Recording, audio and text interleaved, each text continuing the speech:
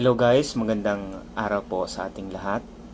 Today we will be answering the question, sinasamba raw ng mga Mormons si Joseph Smith?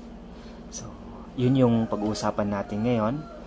But before that, please like, subscribe sa aming channel para mas updated kayo sa mga bago naming video. So ngayon tanong, sinasamba ba ng mga Mormons si Joseph Smith? Sagot, hindi. So, ang tanong, bakit din nyo sinasamba si Joseph Smith? No? Diretsahang sagot dyan, dahil tao siya. No? Hindi naman natin pwedeng sambahin yung tao. No? We cannot worship the Creator more than the Creator. Who is the Creator then? No? It's Jesus Christ. No? Siya yung tagapaglalang ng lahat ng bagay sa mundo. No? So, kaya siya yung sinasamba natin. No? Si Joseph Smith,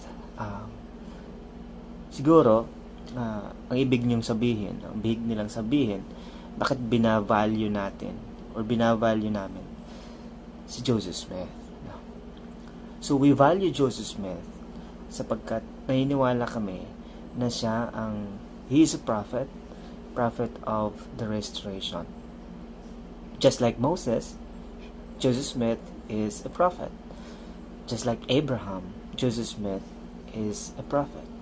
Just like Jacob, Joseph Smith is also a prophet. Yun yung pinakatumpak, no, na paniniwala namin. So by the way, hindi po kami mga Mormons, no? Ang tawag sa simbahan ay The Church of Jesus Christ at hindi siya Mormons. Mormon, tao yun no? Propeta yun, na isa sa mga nagsusulat at nag-compile ng aklat ni Mormon. So yun yung papel niya, no? Sa mundong ibabaw. Hindi siya sinasamba, no? Yung Mormon, pangalan ng tao yun, pangalan ng isang propeta na kung saan tumulong sa pag-compile, no, ng mga aklat sa Book of Mormon. No? Ancient yan no? Mga sinaunang tao yan, no? Mormon lives at around 300 to 400 BC. AD, no? AD pala. Yon. So hindi kami mga Mormons. The name of the church is the Church of Jesus Christ. So yun yung pinakatumpak, no, na pangalan ng simbahan. The Church of Jesus Christ of Latter-day Saints. So pag sinabing LDS, kami na yon, no, ang tinutumbok nun.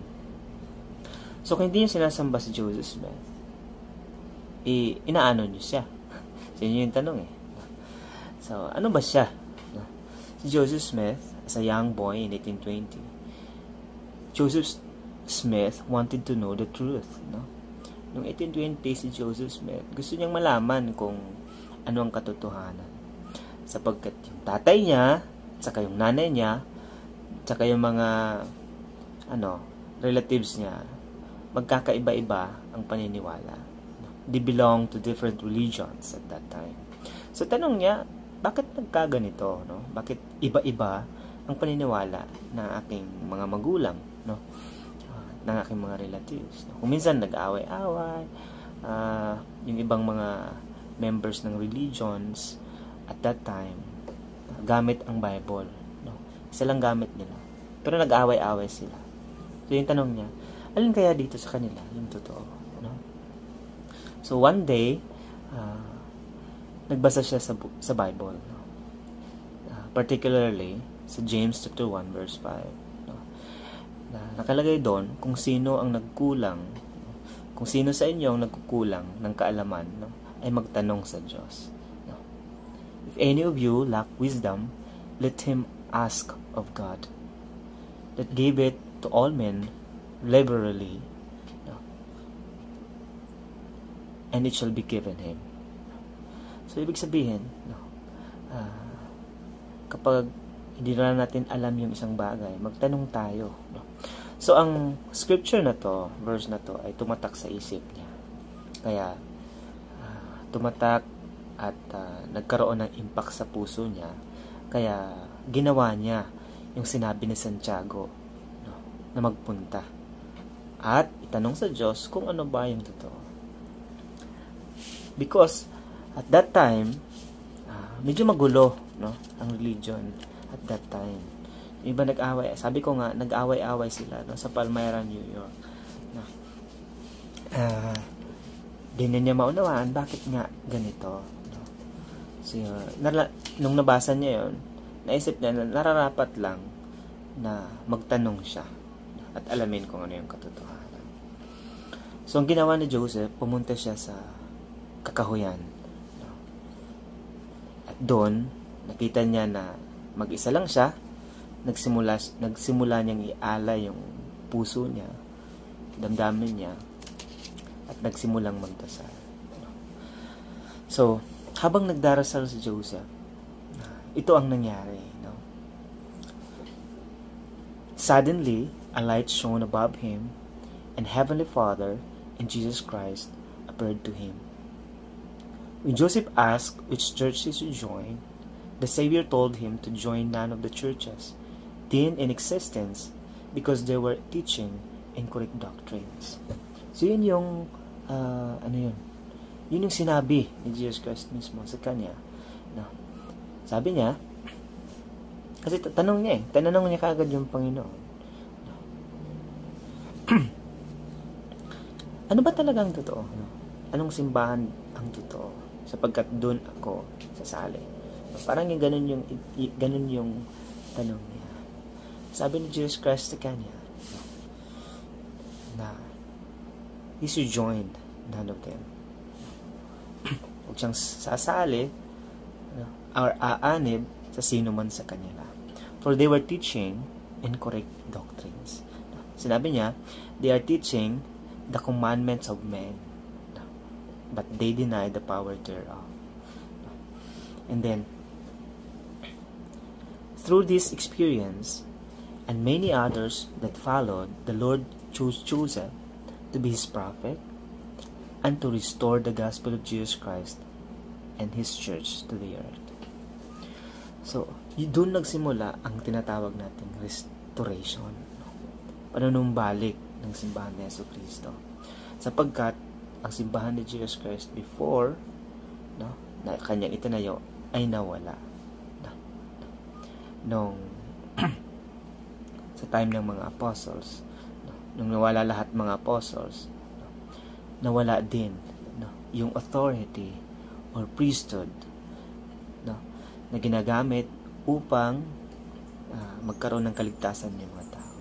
Ginagamit sa mga ordinansa, gano'n, upang maligtas tayo or maligtas yung mga tao.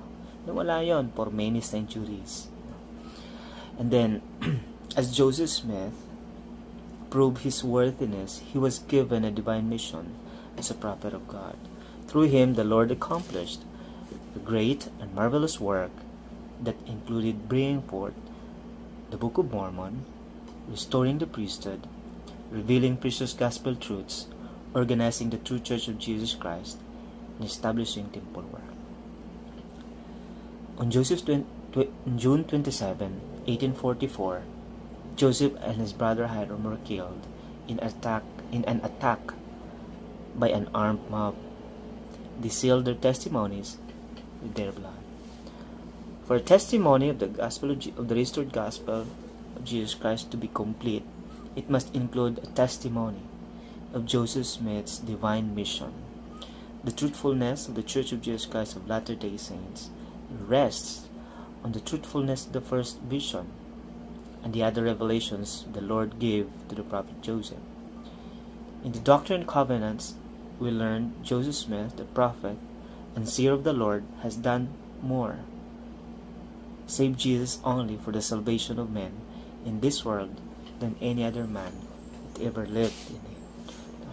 Knowing the truth of Joseph Smith's testimony requires each earnest seeker of truth to study the record and then exercise sufficient faith in Christ to ask God in sincere, humble prayer whether the record is true. And that is the Book of Mormon. Yan yung record na sinasabi niya.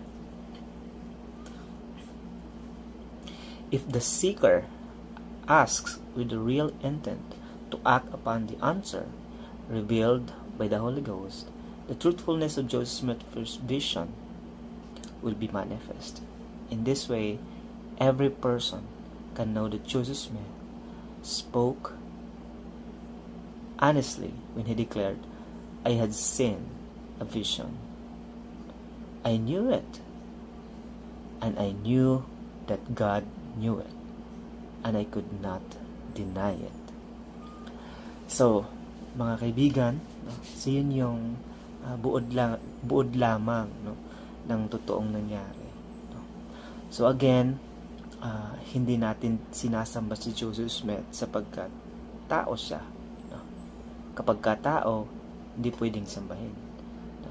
Lalo na yung gawa-gawa ng tao. No? No? So, yung mga images, lalo na yon. No? And then, I know, no, for a surety, na ito ay totoo. Malalaman nyo lamang kung totoo to kung nagbabasa tayo. Pinagbulay-bulay at itinanong sa Diyos kung totoo nga ba ang lahat ng ito. So kapag hindi natin tinanong sa Diyos, hindi natin malalaman. The Holy Ghost won't work. No? Ang banal na Espiritu Santo ay hindi mag-work sa atin upang malaman natin yung buong katotohanan. So ganun yun. Naway, ang lahat ay maging mapanuri, no? Suriin natin ang Book of Mormon. Totoo nga ba ito? Ano ba ang nilalaman nito? No? Huwag tayong matakot basahin sapagkat nandyan na yan eh. No? Basa na lang ang kulang dyan. No? At pagtatanong at pagbulay-bulay. No? So may nyo, huwag tayong magtanong sa kapitbahay o sa mga doktor, sa mga theologian. Hindi nila masasagot yan. Diyos lamang ang makapagbibigay sa atin ng sagot sa pamamagitan ng banal na Espiritu Santo. Ipadaraman niya sa atin ang katotohanan nito, no? At magiging panatag ang loob natin. No? So, yan lang yung gusto kong i-discuss ngayon, no? Patungkol sa, again, sinasamba raw ng mga Mormons. So, by the way, di kayo Mormons, no? Bansag yan ng non-members sa amin because of the Book of Mormon. The real name of the church is the Church of Jesus Christ of Latter-day Saints. So, thank you sa panonood niyo guys. And yun lang. Bye-bye.